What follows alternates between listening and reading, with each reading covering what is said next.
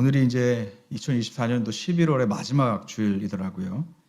이제 연말 연시를 또 준비하면서 어떤 말씀을 전하면 좋을까를 고민했습니다. 어쩌보면 끝날 것 같으면서도 아직도 끝나지 않은 것 같은 길고 긴 이 코로나의 시기를 지나가고, 또 이 코로나 이후에 어떤 이 기독교 언론 조사의 결과를 보니까 코로나를 전후로 신앙이 너무 무너졌다라고 응답한 성도들의 그 수가 무려 70% 이상이었다고 합니다.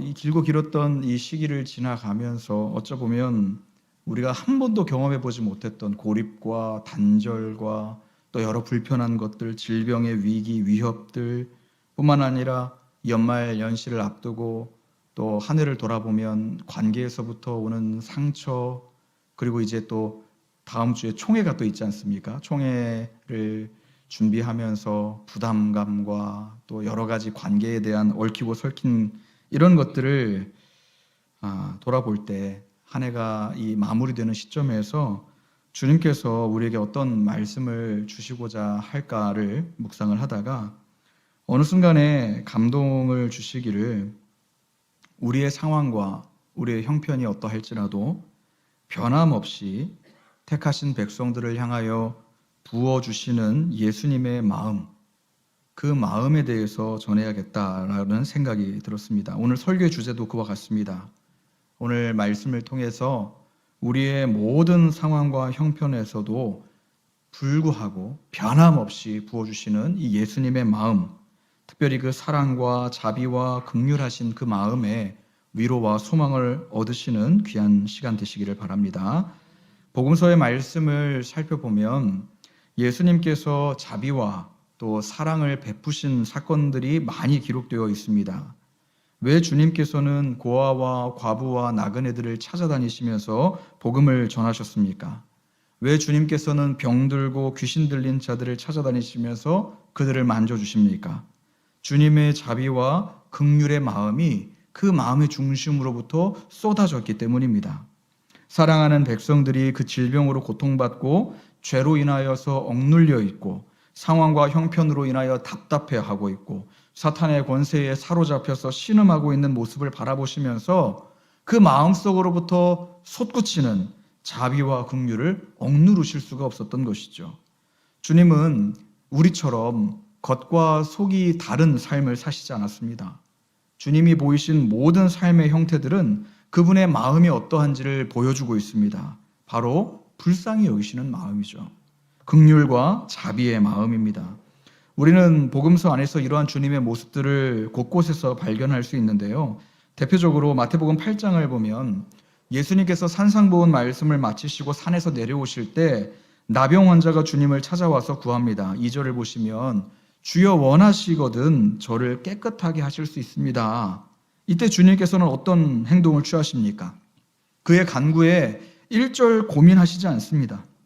주님께서는 그의 기도에, 간구에, 소원에 이것저것 계산하시지도 않습니다.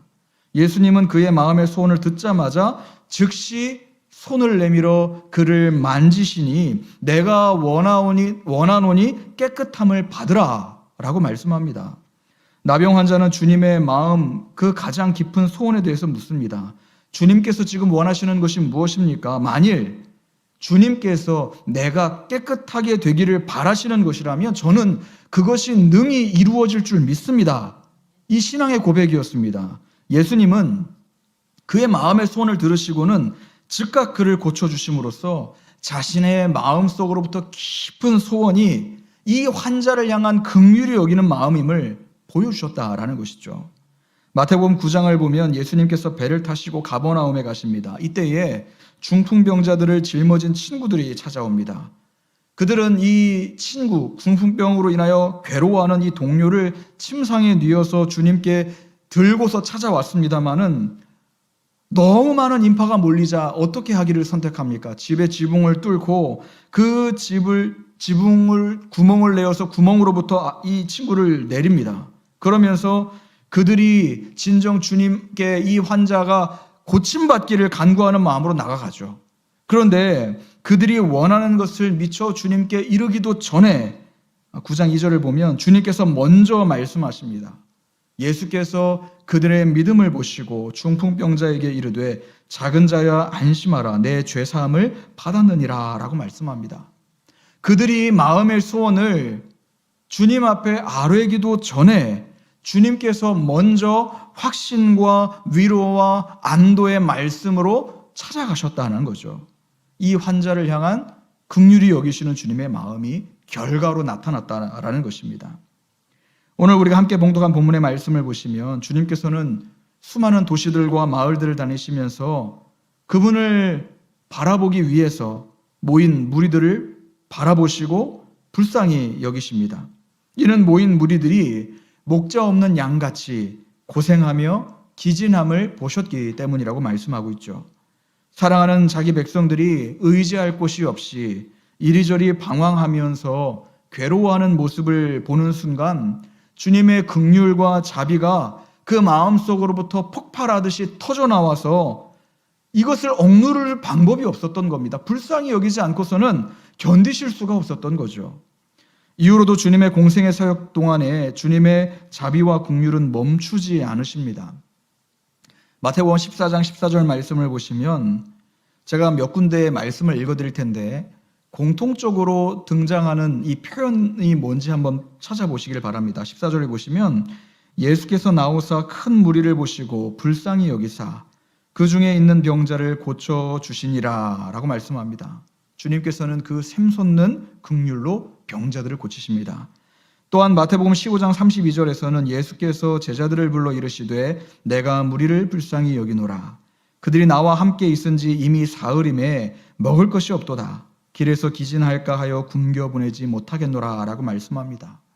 주님께서는 그 샘솟는 자비로 모인 무리들을 먹이십니다. 또한 마가복음 6장 34절을 보시면 예수께서 나오사 큰 무리를 보시고 그 목자 없는 양 같음으로 인하여 불쌍히 여기사 이에 여러 가지로 가르치시더라. 주님께서는 큰 무리를 바라보시면서 그들을 불쌍히 여기시며 하나님의 말씀을 가르치십니다. 또한 누가복음 7장 말씀을 보시면 주께서 과부를 보시고 불쌍히 여기사 울지 말라 하시고 인생 가운데 상실을 경험한 자들을 찾아가셔서 긍휼히 여기시고 그들의 눈물을 닦아주시는 장면이죠.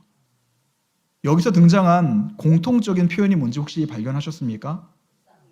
네, 맞습니다. 불쌍히 여기사.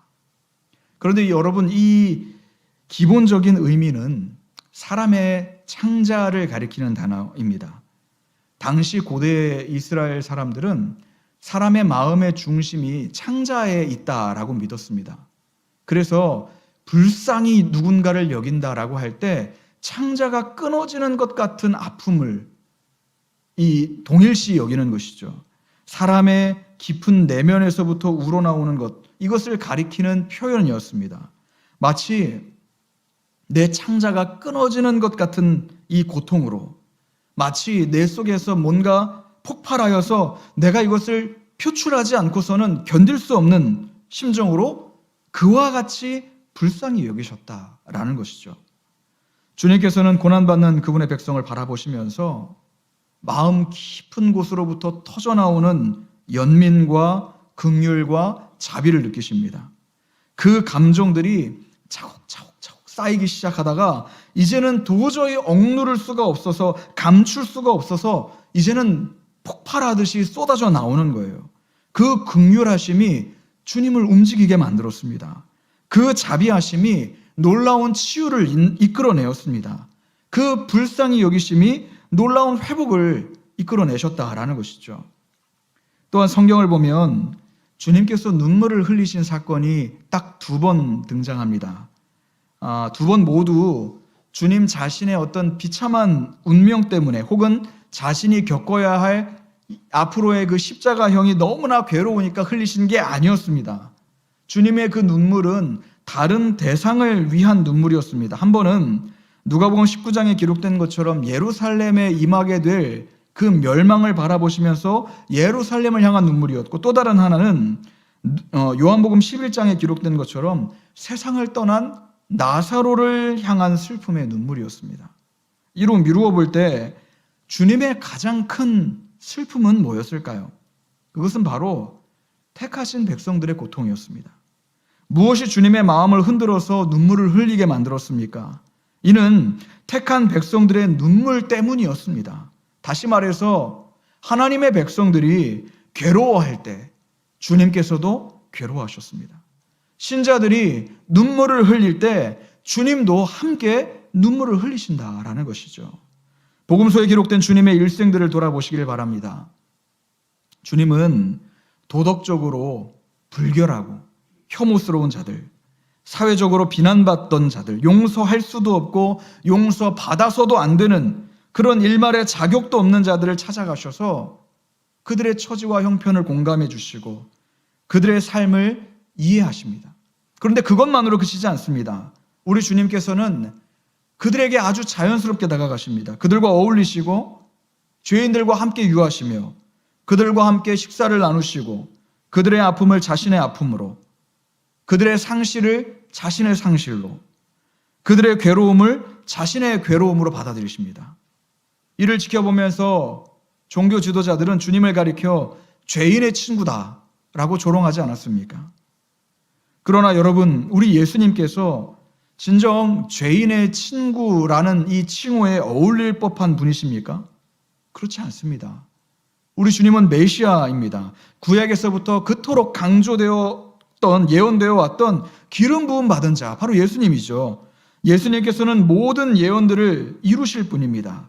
하나님 나라를 이 땅 가운데 임하게 하실 택하신 백성들의 소망과 염원의 대상이 되시는 분이십니다. 뿐만 아니라 그분은 하나님 자신이시기 때문에 세상 어떤 존재보다 거룩하시고 존귀하신 분이십니다. 또한 그분은 당시 종교 지도자들을 능가하는 권위를 가지신 이 탁월한 성경 교사이셨죠. 어떠한 권세자들보다 힘이 있으셨고 어떤 마술사들도 따라할 수 없는 신비한 일들을 이루신 분이십니다. 주님은 이처럼 위대하시고 거룩하시고 강하신 분입니다. 우리가 복음서를 통해서 예수님이 누구신지를 살펴볼 때 이와 같이 위대하신, 엄위하신 주님을 바라보게 됩니다. 그런데 이것보다도 우리 예수님을 더욱더 생생하게 드러내는 부분이 있다면 그 거룩하시고 위대하시고 존귀하시고 탁월하신 하나님의 독생하실 아들께서 자기 백성을 불쌍히 여기셨다라는 거예요. 자기 백성을 불쌍히 여기셨다. 도무지 은혜를 입을 만한 어떤 자격도 없지만 그럼에도 하나님이 내 인생 가운데 찾아오셔서 만져주시기를 바라고 하나님의 위로를 갈망하며 하나님의 도움의 손길을 사모하는 자들의 부르짖음을 외면하지 않으시고 그들을 직접 찾아가시고 그들을 만지시고 그들을 안으시며 그들을 보듬으셨다라는 것입니다. 그래서 청교도 목사인 리차드 십스 목사님은 주님의 성품에 대해서 이렇게 설명합니다. 불쌍한 사람들을 주께서 바라보실 때 그분 안에서 창자가 들끓는 듯 했다. 이 그리스도의 은혜와 긍휼의 사역은 그분의 창자로부터 흘러나왔다라고 말이죠. 이러한 사실로 미루어 볼 때 주님께서는 단순하게 사랑을 베푸시는 분이 아니라 사랑 그 자체이신 분입니다. 마치 태양에서 빗줄기가 뿜어져 나오는 것처럼 주님의 그 자애로운 감정이 주님의 가장 마음속 깊은 곳으로부터 흘러 넘쳤던 것이죠. 여러분, 주님께서 공생의 사역을 하시면서 긍휼을 베풀어 주셨던 그 대상들을 한번 생각해 봅시다. 하나같이 반듯한 사람이 없습니다. 병에 찌들고 고통 가운데 신음하고 죄인 중에 괴수였고 때로는 귀신이 들렸고 하나같이 율법적으로 부정한 존재들이었죠. 당시 유대 사회에서 정결법은 매우 중요한 부분이었습니다. 율법적으로 부정한 자들과 내가 접촉해서도 안 되고 그들이 머물렀던 곳에 내가 머물러서도 안 되었습니다. 오히려 부정한 자들이 내 근처로 다가올 때 그들은 소리를 지르면서 이 거리를 유지하게 해야 했습니다. 또한 때로는 돌을 던져서 저들의 부정함이 나에게 옮겨지지 않도록 이것을 철저하게 구별해야 했습니다. 부정한 자들 역시도 사람들이 내 곁으로 올 때 입술을 가린 채 나는 부정합니다를 외쳐서 사람들이 혹여라도 나에게 부딪혀 나의 부정함이 저들에게 옮겨지지 않도록 이것을 철저하게 구분해야만 했습니다. 그런데 여러분, 주님을 생각해 보십시오. 지구상에 존재한 모든 사람 가운데 우리 예수님보다 율법적으로 정결한 존재가 또 있습니까? 그분은 죄가 없으신 분이시고 거룩하신 분이시고 하나님의 아들이시자 하나님이신 자체신 그분이십니다. 세상에 어떤 존재도 우리 주님보다 거룩한 존재가 없습니다. 저희 집에 15개월 된 딸이 있는데 저희 딸은 아침에 루틴이 있습니다. 제가 아침에 이제 출근을 위해서 이제 깨끗하게 씻고 또 로션도 바르고 이제 머리도 딱 말리고 이제 옷을 입을 준비를 하면 이 딸이 약간 어정쩡한 자세로 저를 이렇게 빵긋 쳐다봅니다. 자기 응가 쌌으니까 빨리 치우라라는 거예요. 여러분 생각해 보십시오. 저는 이미 다 씻었어요. 나갈 준비가 끝났습니다. 로션도 발랐고 이제 옷만 입으면 끝나요. 그런데 이 아이의 응가를 치워야 된다라고 생각해 보십시오. 이게 쉽지 않습니다. 쉽지가 않습니다. 한번 또 상상을 해볼까요? 오랜만에 세차를 했습니다. 세차를 하면서 광도 좀 내고 날씨도 맑고 이제 아주 기분 좋게 운전을 하면서 가고 있는데 저 앞에 똥물 웅덩이가 있는 거예요. 거기를 지나가야만 합니다. 그러면 여러분 어떻게 운전하시겠습니까? 아주 천천히, 그렇죠. 아주 천천히 이 바퀴를 통해서 이게 튀지 않도록 아주 조심조심히 가지 않겠습니까? 마찬가지로 우리가 이 땅을 살아가면서 뭔가 부정한 것을 만나고 더러운 것을 눈앞에 마주했을 때 내가 저것을 실수로라도 접촉해서 저 더러운 것이 나에게 묻지 않도록 저 부정한 것이 나에게 옮겨지지 않도록 내가 신중에 신중을 기하며 그것을 조심조심하며 피해가는 것이 당연한 건 아니겠습니까? 이미 우리가 아담의 죄로 인하여 본성 자체가 더러워지고 불결해진 우리임에도 똥을 피하는 것이 인간적인 상식이잖아요. 더러운 것을 피하는 것이 우리의 본성이지 않습니까? 하물며 이 세상에 가장 거룩하신 주님께서 더욱 그 거룩하신 상태를 유지하기 위해서는 부정하고 불결한 것을 만지지 않기 위해, 부정해지지 않기 위해, 그 부정함이 나에게 전해지지 않기 위해 조심하셔야 맞는 것 아닙니까? 아주 조그마한 오개티라도 그분의 거룩하심을 훼손할 것이 분명하니까, 아주 작은 오염에도 그분의 위대하심이 더럽혀질 것이 뻔하니까 말이죠. 우리 생각엔 그것이 마땅해요. 그런데 주님께서 이 율법적으로 부정한 존재들을 마주하셨을 때 어떻게 하셨습니까? 아이고, 너 율법적으로 부정하지? 일단 떨어져서 얘기하렴. 이렇게 말씀하십니까? 나병 환자가 찾아와서 주님 나를 고쳐주시기를 원합니다. 그래, 내가 말로만 할 테니 좀 떨어져서 얘기할래? 주님께서 이렇게 말씀하시지 않았습니다. 온갖 죄인들과 창기들과 죄인 중에 괴수들이 찾아왔을 때, 혈루병 여인들과 귀신 들린 자들이, 오랜 질병으로 인하여 고통받던 자들이 주님을 찾아왔을 때 주님께서 가장 먼저 행하신 것이 무엇입니까? 그 깊은 연민의 마음으로 인하여 만지신 거예요. 만지신 거예요. 불쌍히 여기시고 긍휼히 여기시는 그 마음을 억누를 수가 없어서 만지신 겁니다. 그들의 상실함과 그들의 아픔과 그들의 비참한 이 상태에 연민을 느끼시다 못해 그것이 억누를 수 없을 정도로 차고 넘쳐서 그들을 만지시고 때로는 그들을 안으시고 그들과 함께 식사교제를 나누셨다라는 겁니다.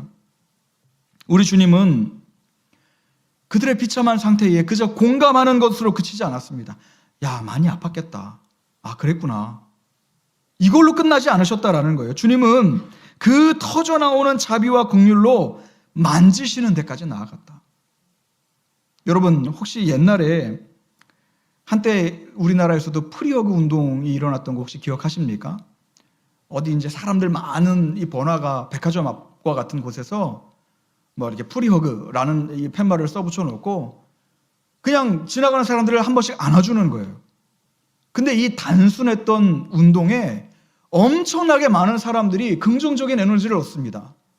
뭔가 사람들의 위로가 필요하고 또 격려가 필요했던 사람들이 그냥 내 일면식도 없는 그 사람에게 나아가서 내 속사정이 어땠고 내가 어떤 삶을 살아왔고 이거 말하지도 않고요. 그냥 한번 안아주는 것만으로 눈물이 터져 나오고 그냥 한번 안는 것만으로 뭔가 위로를 얻더라라는 거예요. 그런데 우리 주님께서 이 거룩하시고 흠이 없는 주님께서 죄인들을 찾아가셔서 그들을 만지시고 그 아픔들을 안아주셨지만 그들의 부정함이 주님께로 옮겨지며 주님이 부정해지지 않았고 오히려 거룩하신 주님과 접촉이 일어났던 죄인들이 정해지고 부정한 자들이 정함을 입고 아픈 자들이 회복을 경험하고 비참했던 운명들이 복된 상태로 옮겨지는 이 놀라운 역사들이 일어나더라는 것입니다. 이처럼 주님께서는 그분의 공생의 기간 동안에 실로 다양한 사람들을, 다양한 지역들을 다니시며 자기 백성을 만나시고 만지십니다. 주님을 이토록 움직이게 만들었던 원동력이 무엇입니까? 바로 그분의 마음이에요. 죄인들을 불쌍히 여기시는 마음. 죄인들을 긍휼히 여기시는 마음이죠. 그 마음이 주님을 한시라도 가만히 있게끔 잡아두지 못했던 겁니다. 그래서 청교도 목사인 토마스 굿인 목사님은 주님을 가리켜서 이렇게 설명합니다. 그리스도는 살로 뒤덮여 있는 사랑이다 라고 말이죠. 여러분 1984년 터미네이터라는 영화 혹시 기억하십니까? 사람과 똑같은 피부를 입고 있는 로봇이에요. 그런데 상처가 입고 이 살이 벗겨지니까 그 안에 실체인 로봇이 드러나죠. 마찬가지로 토마스 굿인 목사님은 예수님을 둘러싸고 있는 이 피부를 벗겨내면 그 실체인 사랑밖에 드러날 것이 없다라고 말했던 겁니다. 사랑의 그 자체이신 예수님, 죄인을 긍휼히 여기시는 예수님, 자비를 쏟지 않고서는 견딜 수 없는 그 예수님이라는 것이죠. 그렇다면 우리 예수님께서는 지금 이 순간에는 어떠하실까요? 이 말씀을 드리기 위해서 사실상 이 앞에 너무 먼 길을 돌아왔습니다. 주님께서 공생의 기간 동안에는 자기 백성을 이와 같이 사랑하시며 모든 긍휼과 자비를 쏟으셨는데 부활 승천하신 지금은 우리 주님은 어떠하실까요? 이것이 오늘 설교의 핵심이자 결론입니다. 우리가 잘 아는 말씀 히브리서 13장 8절 말씀을 보면 예수 그리스도는 어제나 오늘이나 영원토록 동일하시니라. 이는 과거 공생애 때 보여주신 예수님의 마음이 지금 이 순간 하늘 보좌 우편에 앉으신 주님의 마음과 동일하다라는 것이고 내일도 모레도 앞으로도 영원토록 자기 백성을 향하여 그 사랑의 마음이 동일하게 부어지고 있다라는 것입니다. 나사로의 무덤 앞에서 눈물을 쏟으신 주님께서 외로움 가운데 절망하는 여러분과 함께 슬퍼하십니다.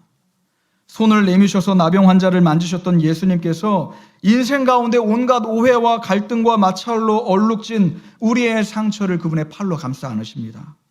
더럽고 부정한 자들에게 찾아가셔서 그들을 깨끗하게 하셨던 예수님께서 우리의 상한 심령 가운데 찾아오셔서 여전히 어쩌면 지금도 온전히 주님을 신뢰하지 못하고 반신반의하는 태도로 긍휼을 구하는 우리의 미지근한 마음 가운데에 저항할 수 없는 은혜를 베푸심으로 응답하신다라는 거예요. 우리 주님은 그렇게 하실 수밖에 없는 마음을 가지고 계십니다. 비록 지금 이 땅에 올려주셔서 하늘 보좌 우편에 앉아 계시지만 그분의 마음은 지상의 교회로부터 멀리 떨어져 있지 않습니다. 그분은 지금도 자신의 영인 성령을 통하여 모든 일들을 행하고 계십니다. 지금도 우리의 머리가 되시는 주님께서는 그분의 영을 통하여 교회를 만지시고 우리의 대표가 되시는 주님은 성령 안에서 교회 가운데 좌정하시며 우리의 신랑 되시는 주님은 지금도 자신의 피값으로 사신받은 저와 여러분들의 마음 가운데 성령으로 역사하셔서 우리의 연약한 믿음을 붙드시고 우리의 연약함을 강하게 붙들어 매시며 우리를 위하여 말할 수 없는 탄식으로 기도하신다라는 것입니다. 특별히 여러분, 사도 바울은 신자와 그리스도인의 연합에 대해서 말씀하는데 신자와 그리스도의 연합이 매우 중요한 이 교리입니다. 고린도전서 6장을 보면 저와 여러분이 그리스도의 몸의 지체다라고까지 말씀하고 있습니다. 여러분 생각해 보십시오. 주님의 공생의 기간에 마주했던 수많은 죄인들, 고난받던 자들은 기껏 해봐야 주님의 이 손에 접촉했을 뿐입니다. 그러나 주님의 은혜로 구속함을 받은 저와 여러분들은 이제는 이렇게 접촉이 필요한 대상이 아니라 아예 주님의 몸이라고 말하고 있습니다. 주님의 만져주심이 필요한 존재들이 아니라 우리를 가리켜서 이제는 거룩한 주님의 몸이라고 말씀하고 있습니다. 연약하고 부족하며 나약한 우리를 지극히 거룩하시고 의로우시며 아름답고 광대하신 주님의 몸이다. 여러분, 이것이 얼마나 우리에게 영광스러운 일입니까? 2000년 전에 율법적으로 부정했던 자들은 주님과의 접촉을 통하여 주님을 경험했지만 오늘 저와 여러분은 주님의 몸으로서 주님을 경험합니다. 복음서에 기록된 수많은 사람들보다 지금 저와 여러분이 말할 수 없는 특권을 누리고 있다라는 것입니다. 수많은 이적을 경험했던 2000년 전에 그들보다 오늘 저와 여러분들이 비교할 수 없는 이 특권을 누리고 있다라는 것이죠. 거룩하신 주님의 몸으로 그분을 경험하는 것.